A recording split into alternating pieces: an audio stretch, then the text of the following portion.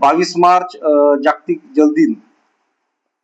जगप्रसिद्ध जलतज्ञ डॉक्टर माधवराव चितळे या जागतिक जलतज्ञाने जलदिन साजरा करण्यासाठी सर्वप्रथम जो काही प्रश्न होता पाण्याचा हा जागतिक मंचावर मांडला. तेव्हापासून 22 मार्च 1993 पासून आपण पहिला वर्ल्ड वॉटर डे साजरा करत असतो.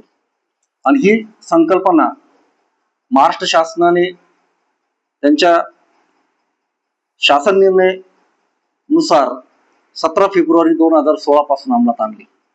तसं बघितलं तर पालखेड पाटबंधारे विभागातर्फे 16 ते 22 मार्च हा जलजागृती अभियान दिन साजरा केला जात आहे. आणि 16 तारखेलाच शासकीय कर्मचाऱ्यांचे वाचनालय येथे या कार्यक्रमाचं उद्घाटन करण्यात आलं. याच्यामध्ये मी कार्यकारी अभियंता पालखेड पाटबंधारे विभाग सर्वांना आवाहन करतो, जे काही माझे अधिकारी असतील, कर्मचारी असतील, जे काही शेतकरी बांधव असतील, तर त्यांना एक आवाहन करतो का त्यांनी पाण्याचा जपून वापर करावा. आणि अधिकाऱ्यांनी पण जे काही कर्मचारी सिंचनाशी संबंधित आहेत त्यांनी कार्यक्षेत्रावर प्रत्यक्ष सिंचन भेटी घेऊन शेतकऱ्यांमध्ये पाणी वापराबद्दल प्रबोधन करावं.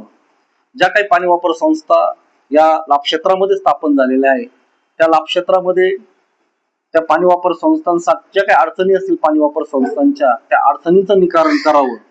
तसेच जे काही माध्यम असतील, दूरदर्शन असेल किंवा जे काही पेपर्स असतील त्याच्यामध्ये सुद्धा असे काही लेख प्रसिद्ध करावे जेणेकरून पाण्याची बचत, पाण्याचा काटकसरीने वापर किंवा पाण्याचे महत्व अशी काही त्याच्यातून माहिती लोकांपर्यंत पोहोचेल असे पण कार्यक्रम करावे. तसेच लाभक्षेत्रातील ज्या काही शाळा आहेत, जिल्हा परिषद असतील, अशा शाळांमध्ये जे काही विद्यार्थी आहेत त्या विद्यार्थ्यांची रॅली काढून गावागावातून त्यांच्या मार्फत सुद्धा पाणी बचतीचा संदेश द्यावा. तसं बघितलं तर या जलजागृती सप्ताहाचंच घोषवाक्य पाणी वाचवा जीवन वाचवा.